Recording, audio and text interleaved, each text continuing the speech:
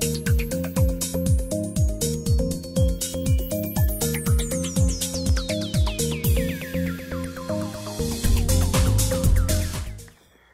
bem, muito obrigado.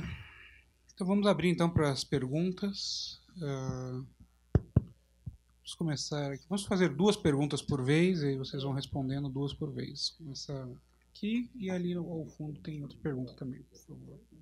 Se puder chegar, só o microfone vai chegar, porque está gravando e o microfone pega a pergunta. Né? Começa aqui, por favor. Essa primeiro é aqui e depois ali no fundo. Tá? Pedir para falar o nome. As damas primeiro, diz o professor Nelson Machado.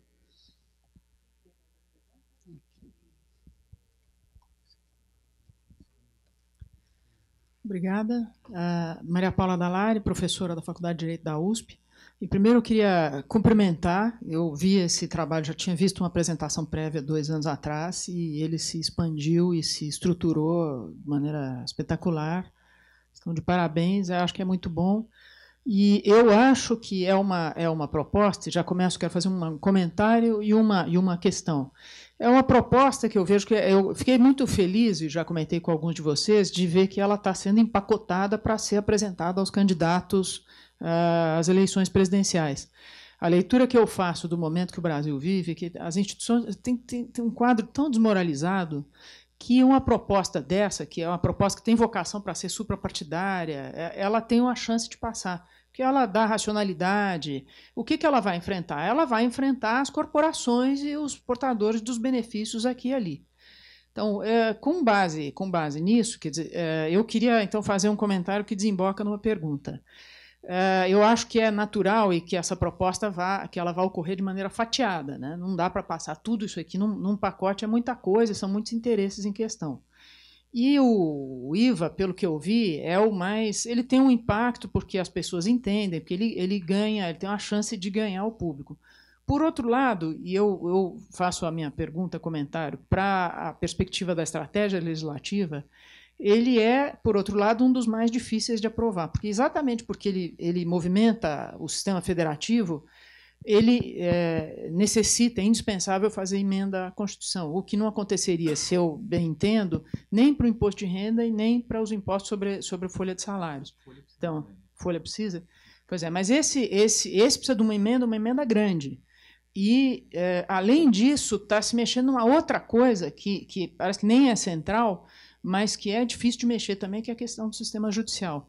Então, a minha pergunta, acho que principalmente para a parte jurídica, né, o que está sendo pensado, que dose dessa reforma entra na emenda, que dose entra na legislação e qual é a estratégia? Porque provavelmente tem que mexer no Código de Processo Civil. Eu acho a parte mais difícil de pensar é essa da mudança do contencioso, especialmente o judicial.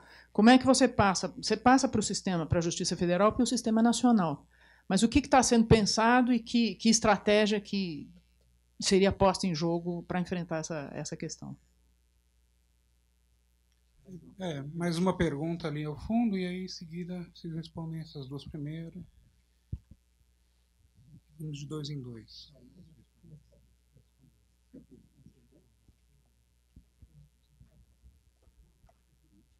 Bom, boa tarde, meu nome é Vitor, sou analista do Banco Brasil Plural. Parabéns aí pela apresentação, muito boa. E eu queria fazer só 2 comentários sobre a proposta de unificação, criação de um único IVA. O problema que eu vejo é na hora de ressarcir as exportações. Como que vai funcionar, se é a União ou se são os estados que vão devolver esse dinheiro, e como que o estado vai devolver esse dinheiro, considerando a crise fiscal pela qual a maioria dos estados passam. O segundo ponto é na desoneração dos investimentos. Bem, a empresa compra uma máquina, ela não vai pagar, isso aí não vai gerar um débito fiscal para ela. Mas e se ela, por exemplo, sei lá, compra um automóvel para uso dos executivos? Aí vai pagar imposto ou não? Ou compra algum tipo de bem de consumo? Imagine empresa familiar, deve ser muito comum. Compra um bem de consumo, classifica no imobilizado, paga ou não paga imposto. E aí eu queria também fazer a seguinte pergunta. Qual que seria a vantagem e desvantagem em comparação de adotar um imposto final sobre o consumo, mais ou menos como funciona nos Estados Unidos. Não seria mais prático e mais fácil? Facilitaria essas questões, não precisaria nem de devolver o imposto da exportação, porque só ia pagar no consumo final, e me parece mais simples. Eu queria que vocês comparassem isso.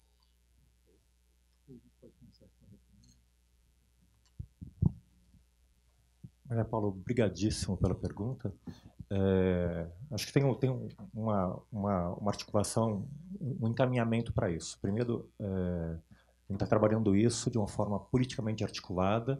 Estamos discutindo aqui com o Sindaf, o Rafael é vice-presidente do Sindicato dos Auditores Fiscais Municipais, o Kleber é presidente da Unafisco, do sindicato da Associação dos Agentes Fiscais Federais, e a gente está discutindo no âmbito da Fresp, Sinafresp, que são os agentes fiscais estaduais. Então, primeiro, nós estamos trazendo essas autoridades e trabalhando com eles, que, na verdade, a gente tem que construir um contencioso nacional. Há um grande desafio nesse sentido, então, a gente está implantando uma cadeia na GV Direito, que eu gostaria de convidá-la, se você puder, para participar da forma que você tiver disponibilidade. A ideia é trabalhar essa reforma tributária no âmbito processual. Eu acho que é um grande desafio de integração do contencioso administrativo com o judicial. O Nelson Machado começou em 2008 um projeto chamado Macrovisão do Crédito Tributário, que a gente vem desdobrando na GV, trabalhando processo administrativo fiscal, processo de execução fiscal.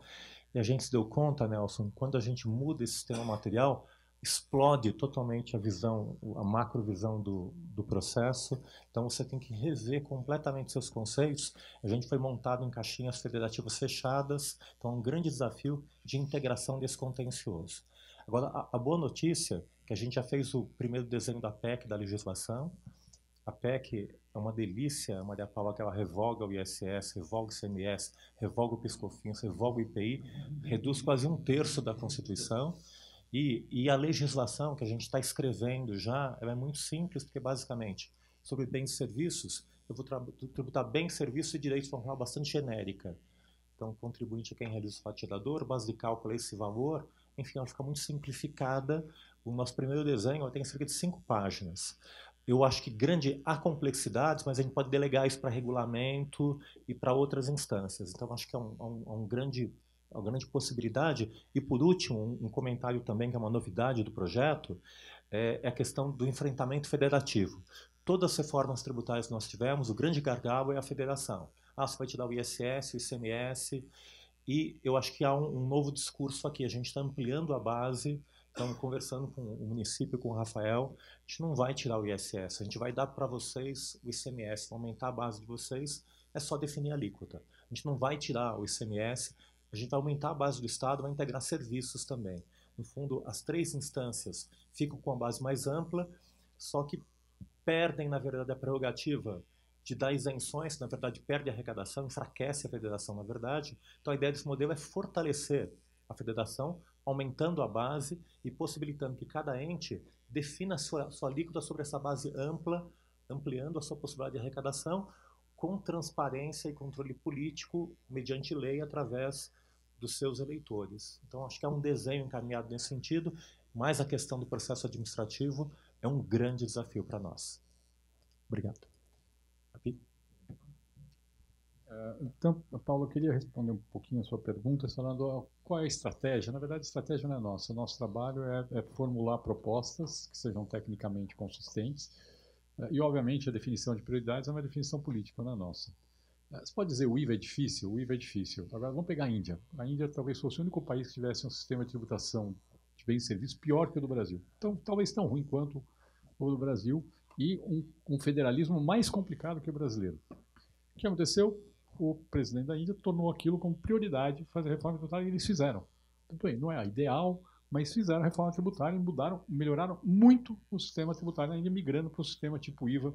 Ali é um sistema diferente, é um IVA dual, um federal, um estadual, mas que funcionou. Aqui no Brasil é a mesma coisa, vai depender do que vai ser prioridade. A verdade, Paula, é que no Brasil desde a Constituição de 88, pelo menos, reforma tributária nunca foi prioridade de nenhum presidente da República. Não foi prioridade de nenhum presidente da República. Enquanto não for prioridade do presidente, não vai sair uma reforma grande como a dúvida. Na hora que for, tem que botar capital político e aí, eventualmente, saia. Agora, a definição de prioridade depende de cada um. É muito engraçado, a gente vai conversando com o candidato a presidente, tem candidato que gosta muito da proposta de reforma do IVA, tem candidato que gosta muito da questão da folha. Tem gente que gostou dessa reforma. O IVA é independente, ele pode ser feito separadamente do resto. Especificamente no caso da folha, como ela tem um custo alto, ela precisaria ser feita junto com alguma outra mudança que compensasse a perda de arrecadação. E tem toda uma transição que a gente não está discutindo aqui, que não está pronta. A nossa agenda de trabalho é de, esse ano, deixar o mais pronto possível a proposta de mudança na tributação da renda e da folha, e o ano que vem a gente estaria discutindo propriedade e regimes simplificados. Até porque regime simplificado nenhum candidato vai botar na pauta na época de eleição, tá certo? Então, eu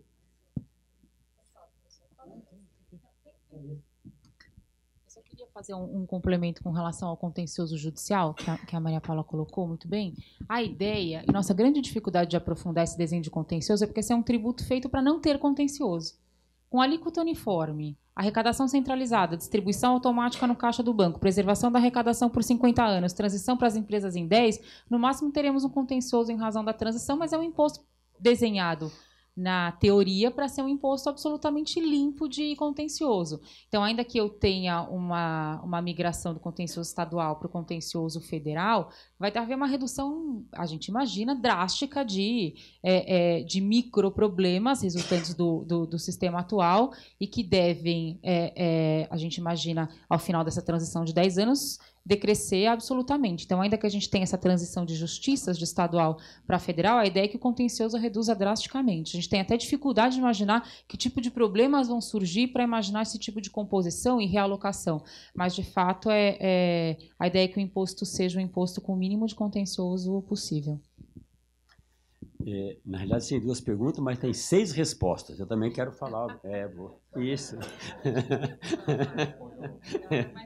Então, esse é o problema do jogral, né? Mas eu vou falar sobre a questão das exportações.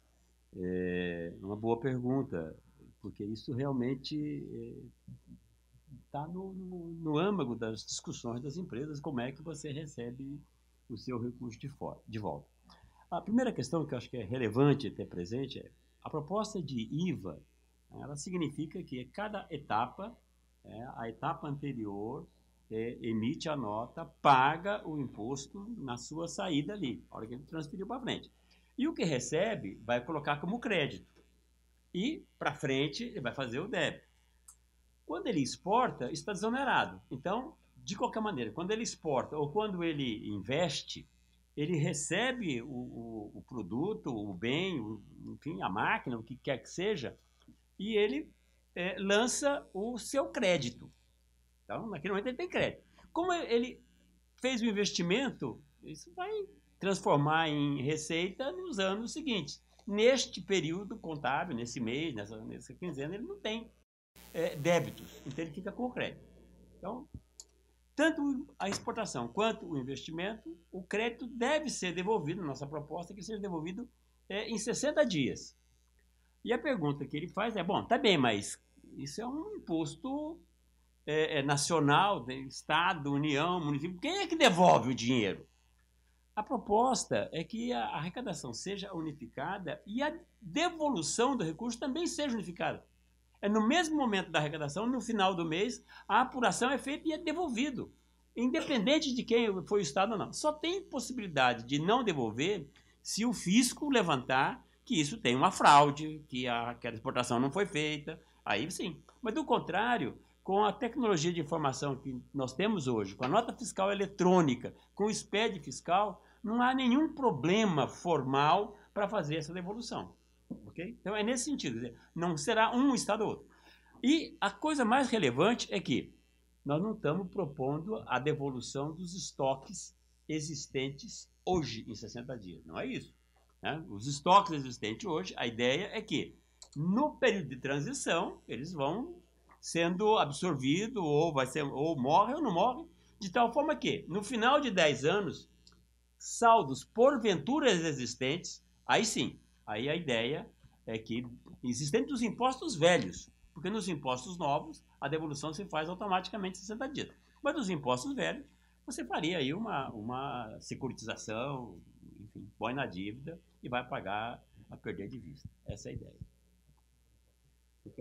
Tinha, na verdade... Isso, a ideia é essa. Porque tem um problema que tem originação fraudulenta de crédito, infelizmente, no Brasil. Você tem uma empresa, eu abro uma empresa com laranja... A mesma coisa até hoje. Alguém acha que Não, mas aqui tem... Não, a gente dá liquidez. A ideia é que, como a arrecadação é centralizada, definido o pleito em 60 dias, ele recebe direto do banco. O banco faz o desconto na hora que vai distribuir o recurso. A ideia é essa. Não está desenhado todos os sistemas, mas a ideia é essa. Quer complementar? Quando não fica dono de alguém? Não, tá bem. A questão é a seguinte. Não chega a ninguém. O banco para, o banco devolve. E o que você pode fazer? Exigir que haja um seguro. Tá. Pode ser complementado com isso. Tá bom. Bom, a ideia básica na cana é a seguinte, é que o fisco, se não provar, num prazo muito curto, que houve fraude na originação do crédito, esse crédito é líquido. Então, sem autorização do fisco, o contribuinte pode transferir para terceiros, o que significa que você tem liquidez naquele crédito tributário. Não precisa de seguro, é automático. Você não, o fisco não... Bom, se houver fraude, aí é uma questão do contribuinte. Aí é um desenho possível. É um desenho possível. É um desenho possível. De pensar isso. É um desenho possível.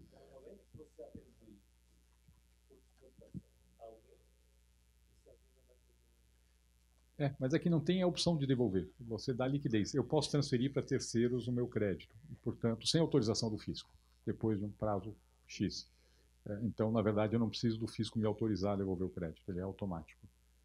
Bom, foi feita a pergunta ali também sobre crise fiscal. A questão é a seguinte, do ponto de vista da devolução de crédito exportador, isso é um imposto novo.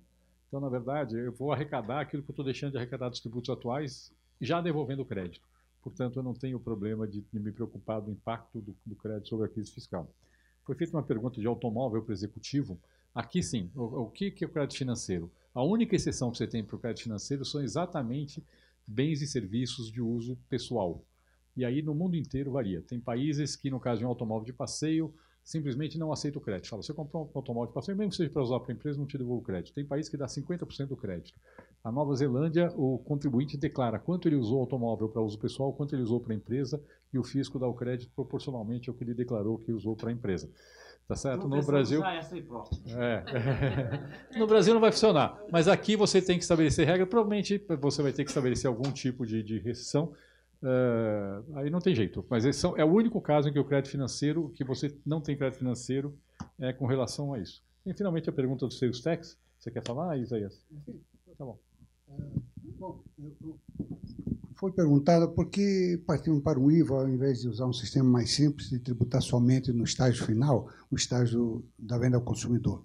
A razão é que há problemas de controle muito grandes. Nos Estados Unidos isso é possível porque o imposto de vendas a varejo não é tão importante quanto é um IVA nos demais países. Também a máquina arrecadadora tem limitações, a possibilidade de vazamentos, de fraude é muito maior se deixarmos todo o imposto para ser pago no último estágio, né, onde o número de agentes é muitas vezes maior do que ao longo da cadeia, e também porque o valor adicionado é de maior importância a montante, na parte de importação, de fabrico, de venda por atacado, se adiciona mais valor do que ao nível de varejo. Por tudo isso, por uma questão de conveniência administrativa, os países adotam quase uniformemente, os Estados Unidos é uma solene exceção, a cobrar em todos os estágios, oferecendo crédito, né?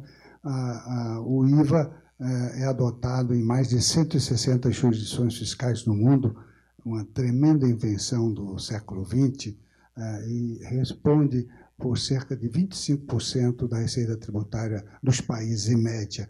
Então, é um modelo vencedor, é um modelo já bem estabelecido, e o ideal para nós no Brasil é termos um IVA feito da maneira mais inteligente, utilizando o que há de melhor nessa tecnologia do mundo. Como disse o Bernardi, não estamos inventando a roda, não vamos simplesmente pegar o que funciona e o que funciona melhor no mundo.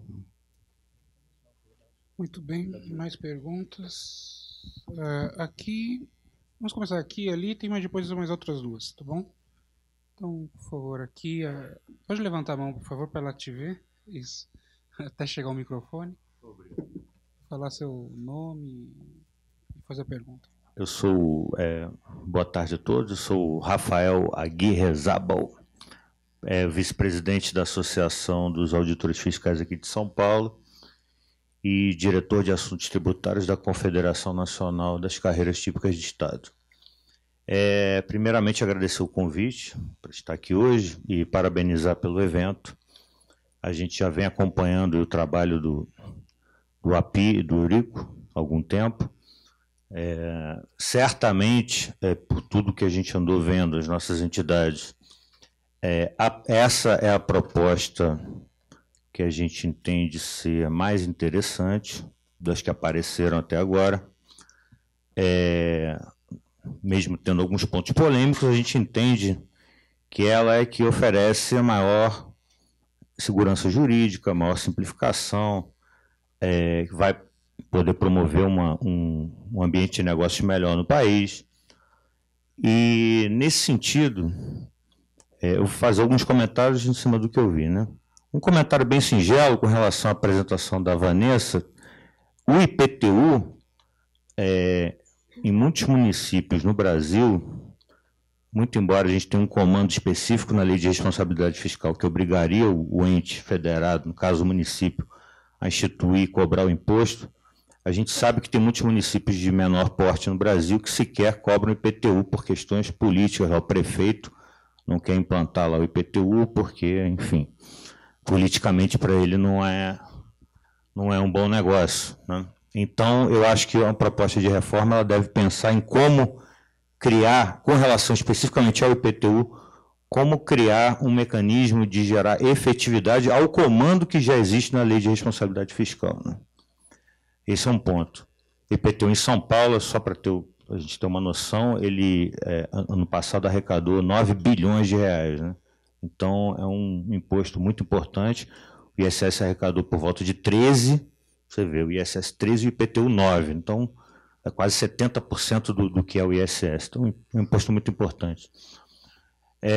O segundo ponto que eu queria colocar ainda como comentário e como já uma primeira possibilidade de pergunta é como a mesa vê, dentro da reforma, a criação de uma lei orgânica para as administrações tributárias, uma coisa que não existe no âmbito da magistratura, Ministério Público.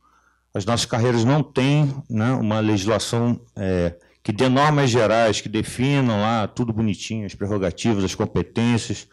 Me parece que no caso que vai se fazer uma mexida muito profunda com a criação do IBS, e você vai ter lá a possibilidade de alíquotas por faixa de ente, né?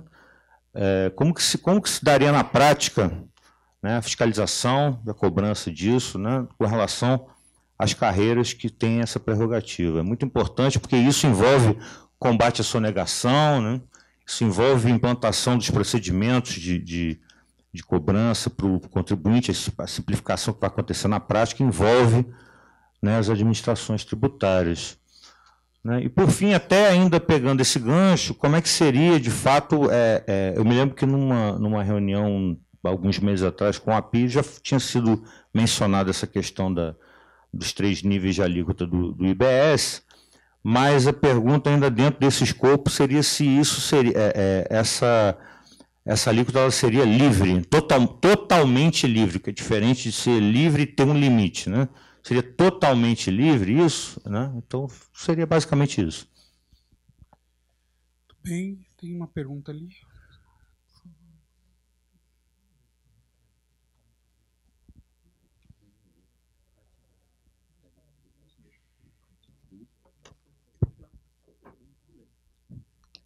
Boa tarde, meu nome é Kleber Cabral, eu sou presidente da Unafisco, Associação Nacional dos Auditores Fiscais da Receita Federal. É um prazer estar aqui, gostaria de parabenizar os expositores, estudiosos das matérias tributárias, e dizer que a gente já vem acompanhando, né, o trabalho de vocês e há uma nítida evolução positiva nas discussões, né, dessa proposta agora mais global, né, inserindo os elementos da tributação sobre a renda, e dizer que a gente está, com certeza, muito alinhado, né, a Unafisco, falando em nome da Unafisco, com as balizas, as diretrizes do projeto e com muitos detalhes também. As críticas à pejotização, a questão do imposto de renda dual, a gente vem discutindo isso internamente e ficamos felizes de ver aí ressonância nesses trabalhos. E queria colocar duas questões que nos afligem, né, em relação ao projeto mais amplo de reforma. A questão do peso da carga tributária, não vamos falar do número da carga tributária, mas da forma como ela vai ser distribuída. Quer dizer, não basta apenas melhorar a qualidade do sistema, trazer racionalidade, atacar a questão da complexidade, são fundamentais, mas a questão de como ela vai ser distribuída, né? Muitos dizem que a carga tributária brasileira é muito alta, mas eu costumo dizer que ela é especialmente alta para os que pagam, né? Porque há grupos de pessoas e empresas que pouco ou nada pagam. Então, nessa questão da tributação sobre o consumo, renda, propriedade, folha, né, se há essa preocupação, em que momento essa questão vai ser inserida no projeto, de distribuir de forma mais justa, porque nós sabemos que a tributação sobre o consumo ela acaba incidindo sobre os mais pobres, se há a possibilidade do Brasil ficar um pouquinho mais parecido com esse desenho, né, que existe na OCDE, que a tributação sobre o consumo não é tão alta como no Brasil. E a segunda questão, o combate à sonegação. Nós temos aí estimativas que dão conta de algo em torno de 27% de sonegação no país como um todo. E a gente vê que, infelizmente, o Estado não dá uma resposta adequada e eficiente para essa questão. As administrações tributárias vão lá e autuam, né? Aí esses autos entram no rito do contencioso tributário, que tem uma série de instâncias administrativas, depois judiciais, e nesse meio tempo os governos vão lá e lançam seus programas de regularização.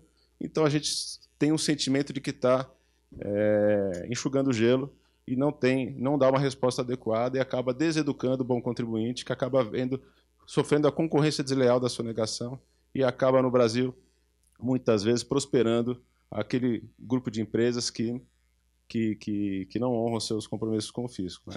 Então, saber se há essa preocupação, se pode ser inserida essa preocupação no âmbito desse projeto. Obrigado. Márcio? Bom, em primeiro lugar, parabéns aí à equipe CECIF, né? Vem fazendo um trabalho extraordinário, quase como um seriado Netflix. Toda vez que se apresentam, a gente fica mais interessado em ver a próxima, né? O próximo episódio, a próxima apresentação. Recomendo que vocês façam uma assinatura aí, Netflix, para o pessoal continuar acompanhando o trabalho de vocês. Vai ter tributação no Netflix, inclusive, né? Não sei como é que vai ficar. A gente aqui é igual a todo o resto. Exatamente. Netflix paga o mesmo imposto. Muito bem. Eu tenho uma pergunta muito simples, muito operacional. Naquele gráfico, o IBS, ele vai... Primeiro, tem uma fase pedagógica, né, de aprendizado. Tem uma alíquota pequenininha, tem um aprendizado sobre o tamanho daquela arrecadação em relação à arrecadação atual dos outros 5 impostos, mas depois começa a ter uma movimentação, né? Aí vão surgir os problemas aqui. Primeiro, quer dizer, da minha parte, vocês com certeza já resolveram isso, tá? Haveria essa parte da alteração dessas alíquotas do IBS e dos outros impostos ano a ano, para manter a carga tributária, manter a arrecadação. Se isso não causaria um problema de previsibilidade do ambiente de negócio, do investimento, uma vez que todo ano eu, empresário, fazendo meu business plan, vou ter que avaliar qual vai ser a minha carga tributária, até porque eu vou estar sobre regimes tributários em cima de PIS/COFINS, IPI, o quanto eu vou ter no ano que vem. Então, é uma primeira pergunta. Isso não vai trazer um ambiente, pelo menos transitório, dos 10 anos, de insegurança, de imprevisibilidade? E segundo, quem vai fixar isso mesmo? É a Receita Federal que vai fazer essa conta e vai dizer, numa data tal, vai ser o ano que vem esse imposto? Ou seja, eu não entendi nada ou é por aí? Devo ter errado alguma coisa aí nessa minha interpretação. Então, eu fiquei com a dúvida dessa fixação das alíquotas ano após ano. Porque o ideal, né, o First Best seria, já avisa qual é a alíquota por 10 anos, né? E aí todo mundo vai fazer a sua continha no seu modelo de negócio e vai seguir em frente. Essa dúvida que eu fiquei bem trivial. Eu vou passar para as respostas. Só complementar a dúvida do Márcio, que já tinha enchido a paciência de vocês quando a gente discutiu internamente. A elasticidade de preço da demanda, ela muda, né? Quando você anda, caminha sobre a curva de demanda. Então, na verdade, aí eu estou fazendo uma pergunta. O Márcio falou, tem que ter já a alíquota toda estabelecida. E eu vou do lado contrário, para você ver como um negócio é complicado. Porque se ela muda e você não sabe exatamente como ela muda, você perde a previsibilidade sobre a arrecadação. Então, na verdade, se você já define antes, você não sabe como que a demanda vai mudar com essas mudanças. Então, você pode estar perdendo a arrecadação, arrecadando de mais ou de menos. Então, Então, na verdade, a meu ver, seria melhor uma definição ano a ano, apesar do problema de imprevisibilidade. Com algum critério, com alguma independência, se fosse possível. Então, tudo isso é muito difícil, institucionalmente falando. Só complementando a pergunta do Márcio, vou deixar vocês responderem e depois nós vamos para a última rodada de perguntas aí de todo mundo. Só falar rapidamente da questão do IPTU, bem colocada ali pelo nosso colega do Fisco. Sem dúvida alguma, se a gente olhar o problema isoladamente, cobrança ou não cobrança de IPTU é evidentemente problema político, né? E eu não sei até que ponto nós deveríamos usar o sistema jurídico para tentar induzir esse tipo de comportamento, porque eu vejo aí alguma limitação inerente ao sistema jurídico, né? Para dar um exemplo, a gente usou a lei de transparência para dizer que na nota fiscal ia constar quanto o consumidor pagava de tributo naquela operação, e de fato a gente soube que essa lei era impossível de ser aplicada porque a gente tem um sistema em que ninguém sabe quanto se paga. Então eu tenho um pouco de dúvida da gente usar o sistema jurídico para impulsionar a instituição em cobrança de IPTU por parte dos municípios. Mas do ponto de vista global, sem dúvida alguma, a gente tem aí uma proliferação injustificada de municípios, isso com certeza também aumenta o nível de transferência e aumenta a sustentabilidade dos municípios com base na arrecadação de outros impostos, não os deles mesmos. É possível, com essa reforma do IBS, com uma nova redistribuição de receita, talvez com a relativização das transferências, considerando as alíquotas autônomas, você tem uma necessidade imperiosa de se cobrar o IPTU. E aí talvez a necessidade política venha fique em segundo plano. Ou seja, se eu não tiver o nível de transferência que eu tenho hoje, e se eu necessariamente precisar observar a lei de responsabilidade fiscal, talvez essa questão política tenha que ser ultrapassada. Sem dúvida alguma, a gente pode repensar em termos jurídicos como é que a gente amarra isso, mas eu tenho um pouco de dúvida da efetividade do sistema jurídico para resolver esse problema, na verdade, que hoje é político. Talvez a gente tenha que comer pelas beiradas e verificar por que hoje não se cobra, não se enfrenta essa questão política, muito provavelmente por causa do nível de transferência, para depois induzi-los indiretamente a fazer esse tipo de cobrança. Acho que essa questão do IPTU a gente pode dar uma olhada transversalmente também. Você fala sobre a questão do IBS,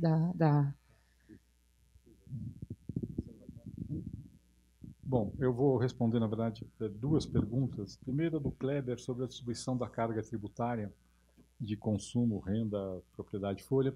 O ponto é o seguinte, Kleber, a gente acha que tem espaço no Brasil de aumentar a tributação da renda, principalmente na pessoa física e muito provavelmente da propriedade. Agora, a nossa avaliação é que a melhor alocação que pode ser feita hoje é reduzindo a tributação sobre a folha e não reduzindo a tributação do consumo. Por quê? Porque ao reduzir a tributação da folha na forma que a gente propôs, que beneficia trabalhador de baixa renda, você tem um impacto positivo do ponto de vista distributivo, relevante, estimula muito a formalização, que também tem um impacto distributivo relevante, e na questão específica da tributação do consumo, a nossa avaliação é que a melhor forma de tratar dessa questão é via transferência de renda. Tá certo?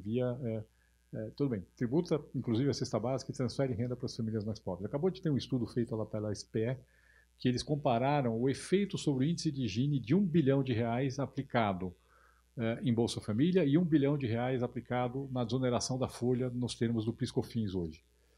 O efeito da redução do Gini de R$1 bilhão aplicado no Bolsa Família é 12 vezes maior do que o efeito sobre o Gini de aplicar R$1 bilhão na desoneração da folha. Quer melhorar a distribuição de renda? Transfere dinheiro para a família mais pobre. Na hora que você desonera a cesta básica, rico gasta, embora em termos relativos pobre gaste mais, rico em termos absolutos gasta muito mais com a cesta básica do que pobre. Aí você fala, não, vou fazer cesta básica só de carne de segunda, não vou botar filé mignon. Aí vai ter vocês lá tendo que ver se o açougue está vendendo filé mignon ou colchão duro, entendeu? Não dá. Entendeu? A coisa é colchão duro, sabor filé mignon. Quer dizer, não tem como a gente... entendeu? É muito mais eficiente desse ponto de vista. Então, a nossa avaliação é essa. Se depois que você tiver feito as mudanças na tributação da folha, ainda tiver espaço para o aumento da tributação da renda e da propriedade, ainda tiver mais receita, aí sim pode ser alocado na desoneração do consumo. Bom, o Márcio perguntou, Márcio e Vladimir aqui a mesma pergunta, a questão da transição. Na verdade é o seguinte, a gente trabalhou com duas hipóteses, na verdade. A gente trabalhou com uma hipótese de definir a alíquota desde o começo, com base num período pré-transição, e uma segunda hipótese que eu prefiro, mas não tem uma definição do coisa, que é fazendo ano a ano. A gente vai avaliando ano a ano como é que está a fase sobre a arrecadação, e cada ano, quando você vai fixando a alíquota, você vai fixando em função da arrecadação que você observou no período anterior. Pode gerar alguma insegurança? Pode, mas vai ser pequena, pessoal. Eu não acho que isso vai dar nenhum efeito sobre a alíquota de 20% maior do que seria. Pode ser 5%, 10% maior ou menor do que você imaginou no começo, em função desse ajuste ao longo da transição. Não acredito que a elasticidade da demanda dos produtos que você está desonerando via redução dos tributos atuais seja muito diferente dos tributos que você está onerando com o novo modelo. No final, sim. Não. No final, os tributos são extintos. Não, isso a gente garante. A única questão é que aqui você tem um trade-off entre dar um pouco mais de segurança para o investidor ou mais insegurança do ponto de vista da receita. A gente está optando por um sistema que dá mais segurança para a receita numa situação de crise fiscal que a gente tem no Brasil hoje. Então, não tem muito diferente. Na verdade, não importa muito quem fixa, porque o critério é muito simples. Eu comparo o que foi arrecadado no tributo velho e no tributo novo. Entendeu? O único risco que existe é as pessoas falsificarem a informação sobre a arrecadação dos tributos. Esse é o risco que existe e isso vai ter que ser auditado. Então, nesse período de transição, a gente vai ter que ter uma auditoria para saber se os estados, municípios e a União estão declarando o valor correto de tributo que está sendo arrecadado. Esse é o único risco que existe. Fora isso, é uma conta. É simplesmente fazer um cálculo em cima desse... É isso, tá certo? Na verdade, o único risco que existe aqui é falsificação do dado de arrecadação. Não é o risco de errar na conta. Não tem como errar na conta. É uma conta muito simples, vai estar definido na própria regulamentação da lei, vai estar definido qual é a conta que tem que ser feita. Aliás, totalmente auditável, qualquer um pode reproduzir.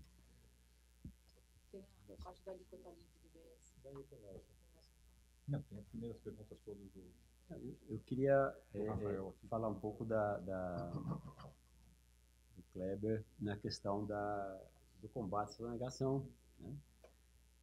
Esse é um trabalho constante, permanente, né?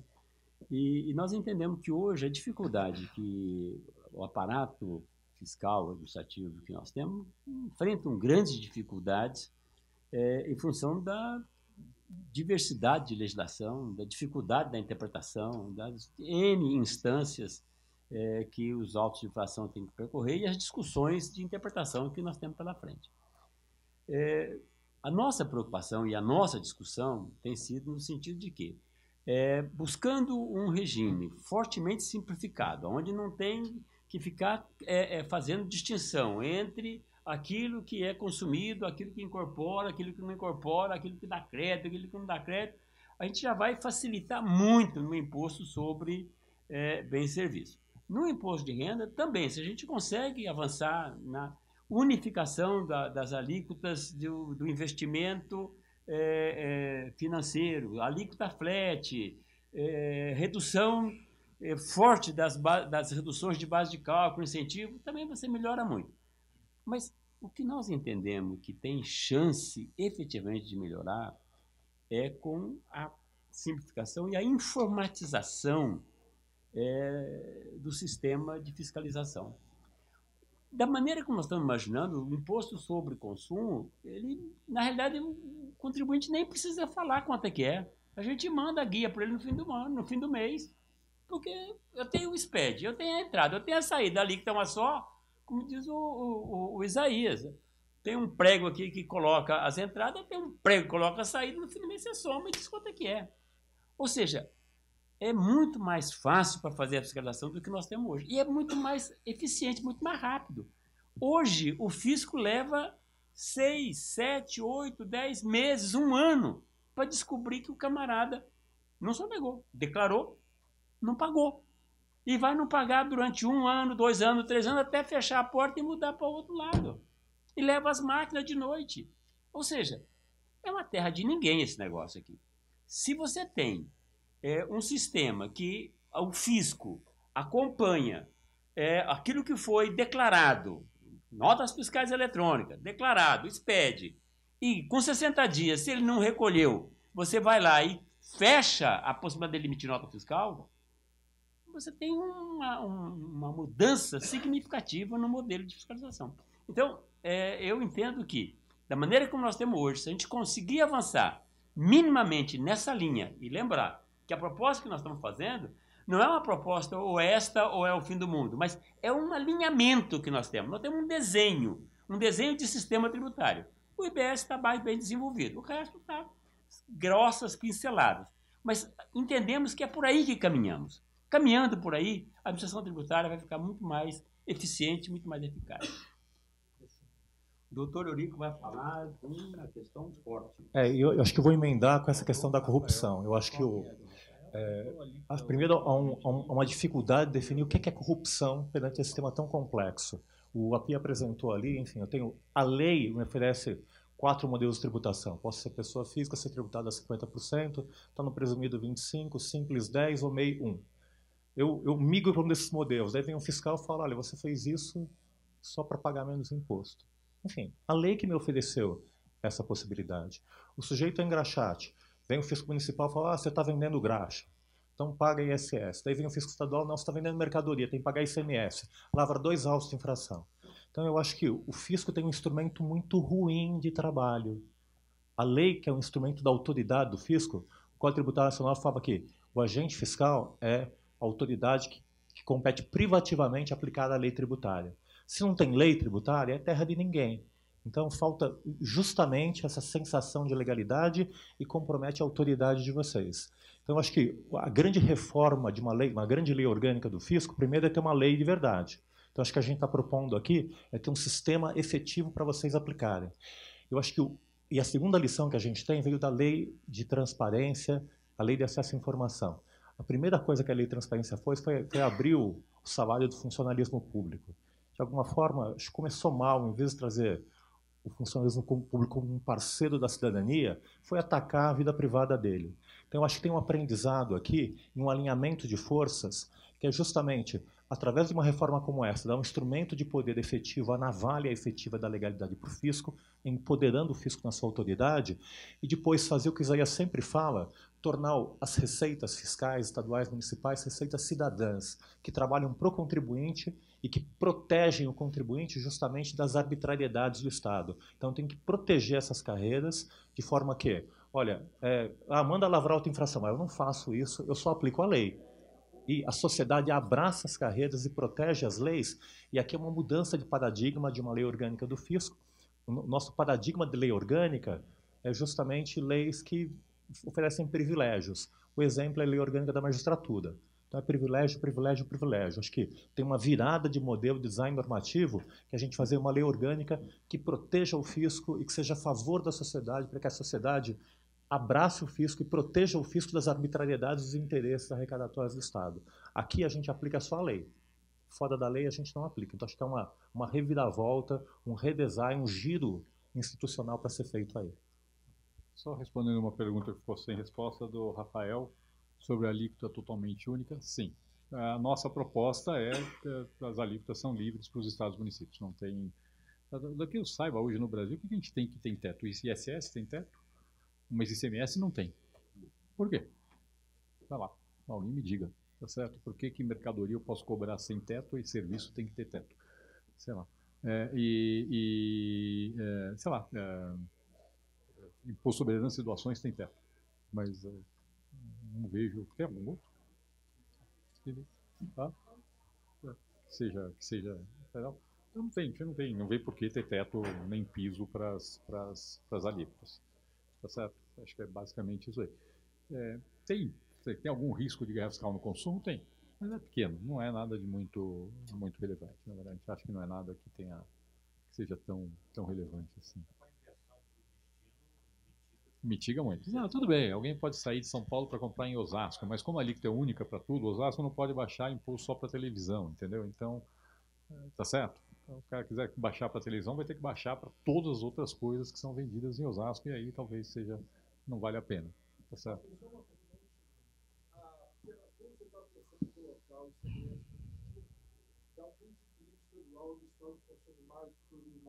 Quando você fala do IVA, é neutro em termos de Estado? Não, então, é o que o Nelson explicou. Quer falar? Pode falar. Não, o que a gente está propondo é o seguinte, como isso aqui é um sistema de arrecadação centralizado e distribuído, no final da transição de 50 anos, a distribuição vai ser proporcional ao consumo. E aí você vai dizer, tem ganhadores e perdedores. Só que a gente está fazendo um modelo em que essa transição é de 50 anos, o efeito é minúsculo. Vou dar só um exemplo. Quer dizer, supondo o crescimento do PIB de 2% ao ano, um Estado que, em princípio, perderia 10% da receita com a mudança que a gente está propondo, em 10 anos ele perde menos de 1% da receita com a mudança que a gente está propondo. Só o efeito sobre o crescimento do PIB que isso daqui tem, mais do que compensa qualquer perda de arrecadação. Tá certo? Então, assim, ele não é neutro, a gente não está propondo manter a distribuição atual para sempre, mas a gente está propondo convertir a distribuição atual na distribuição da receita para nova em 50 anos, o que certamente dá tempo para que os estados e municípios se ajustem com muita tranquilidade ao novo modelo, que é a tributação do consumo. Estou distribuindo a receita proporcional ao consumo.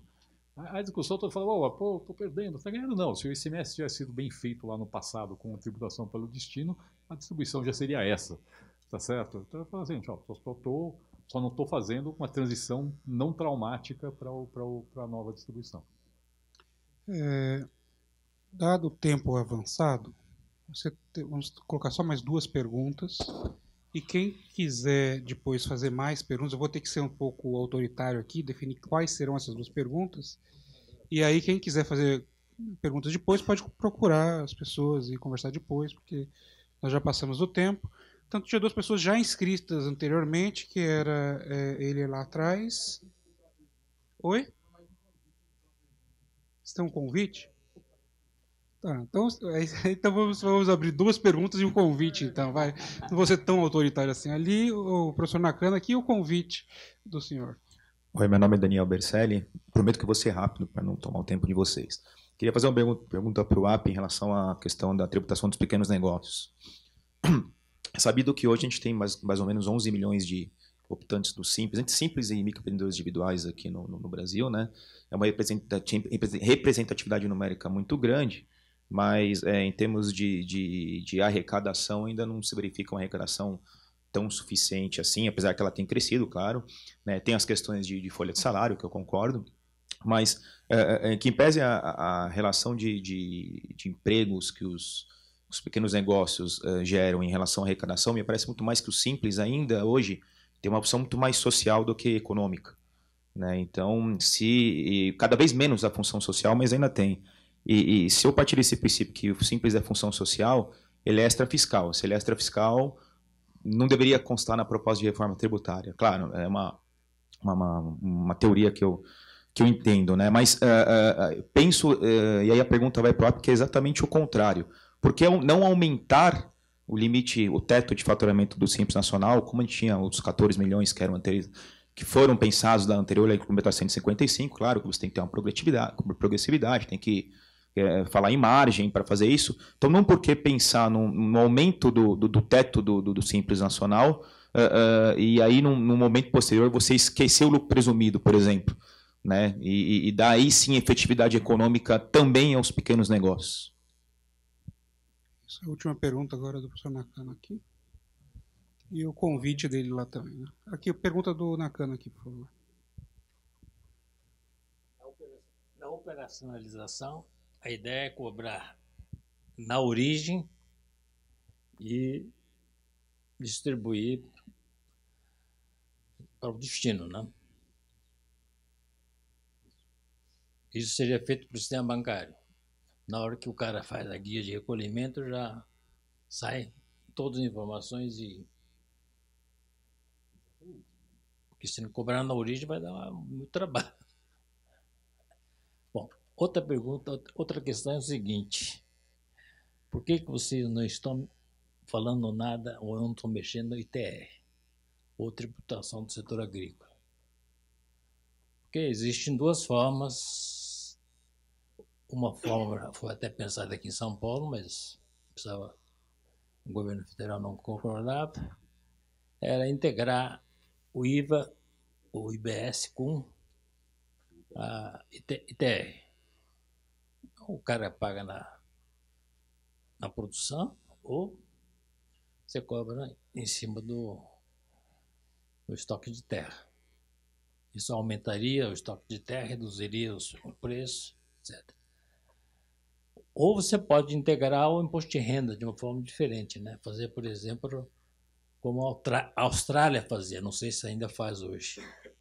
Você pode jogar, inclusive, investimento como despesa, faz um fluxo de caixa, na verdade, e se você tiver um surplus, você pode depositar e fazer uma reserva. Uma situação de crise, né? Mas se você retirar para consumo, você paga.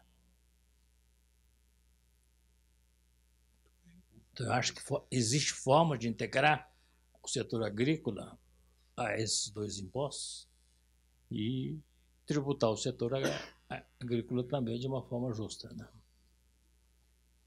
E a última pergunta é que o Nelson, na verdade, está dizendo que o fisco teria todas as condições de fazer a contabilidade tributária de cada uma das empresas. Isso eu sei que São Paulo está para fazer já. Mas todos os estados do Brasil têm condições de fazer? Muito bem, agora o último convite ali do senhor ali que está ali.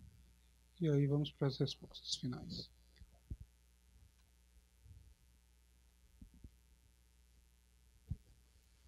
Bom, boa tarde a todos. Quero agradecer ao Eurico pelo convite. Meu nome é Miguel, sou ex-aluno da Direito GV. Hoje eu sou presidente da Frente, que é um movimento suprapartidário que visa eleger uma bancada de deputados eleitos comprometidos com uma agenda, está no nosso site, e também que passa pelo nosso sistema de compliance. E a nossa agenda tem muito sintonia com o que foi proposto aqui hoje. Eu formalizo um convite para que o CECIF participe também das discussões da Frente. Hoje nós estamos com 4,5 milhões de seguidores na internet. Temos um canal de distribuição de informação que pode simplificar a mensagem de vocês no nosso board. Estamos com os melhores publicitários do Brasil hoje, trabalhando para a gente de forma voluntária. Então nós podemos pegar esse conteúdo mais complexo e trazê-lo de uma forma mais simples, para que as pessoas possam entendê-los e gerar um tipo de aderência da sociedade a essa agenda. Não adianta a gente querer falar de reforma tributária só com grandes players. Não existe mais efeito lagoa na sociedade brasileira. O voto não cai assim, se espraia. Ele vai ter que surgir da base.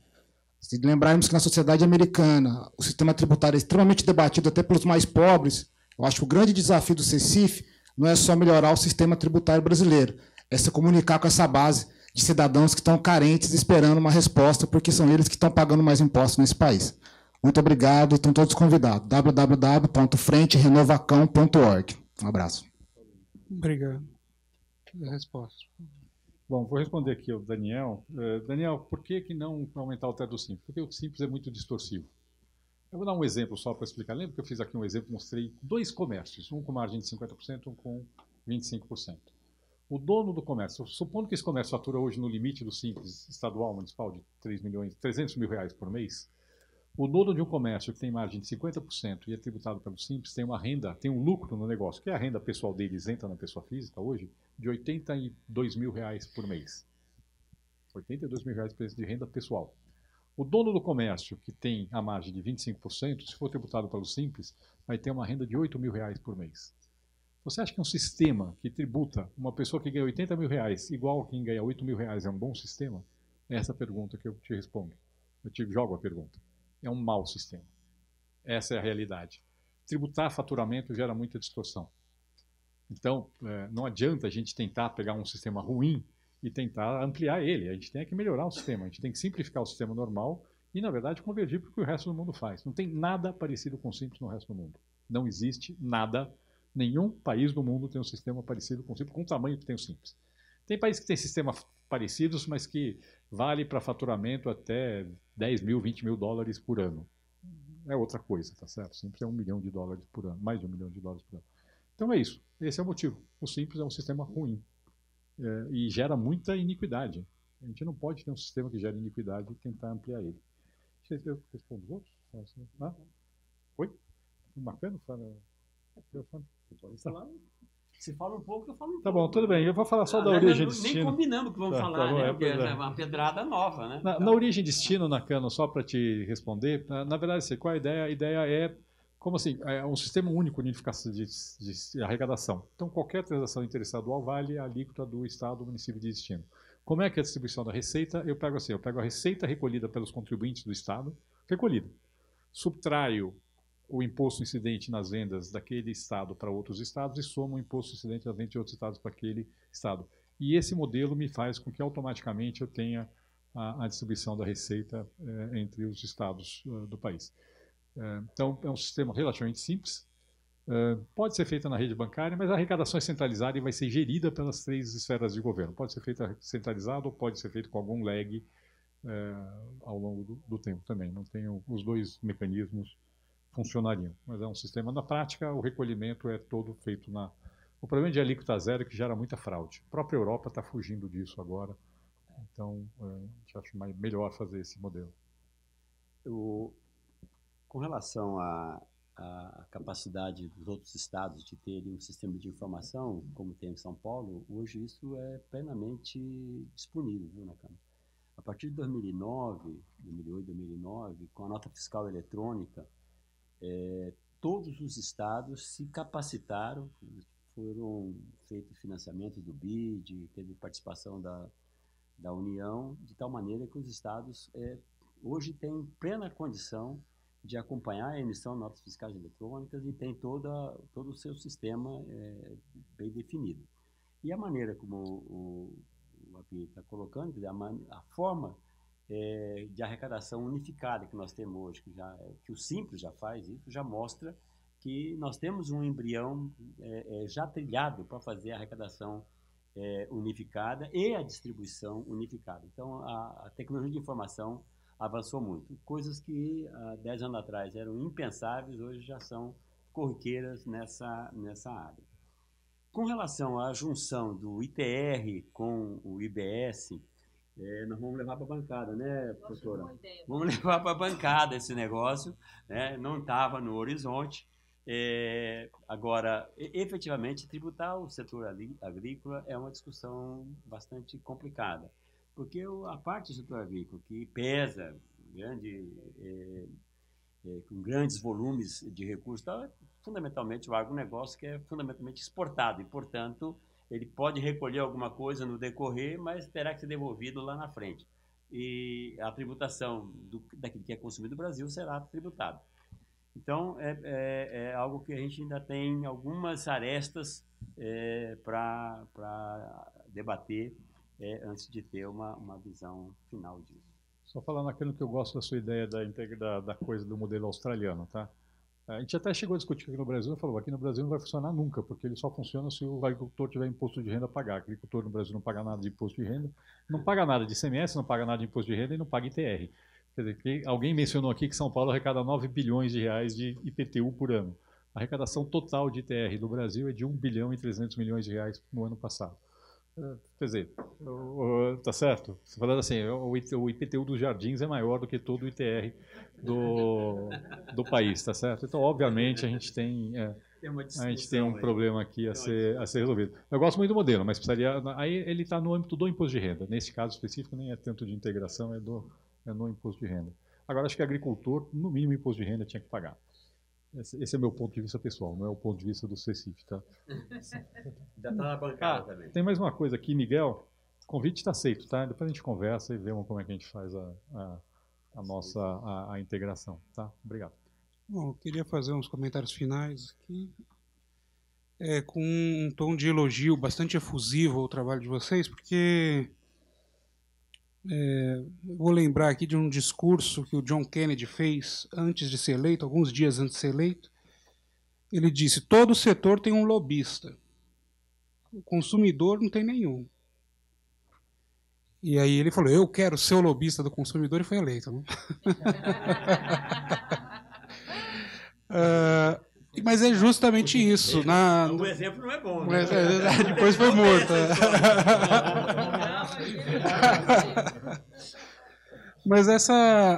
Mas se a gente for ver historicamente, eu podia citar aqui pelo menos umas 4, 5 frases parecidas de vários presidentes americanos desde o começo do século passado. Então é um valor que eles têm que acho que foi muito importante para eles se desenvolverem economicamente, em outras situações.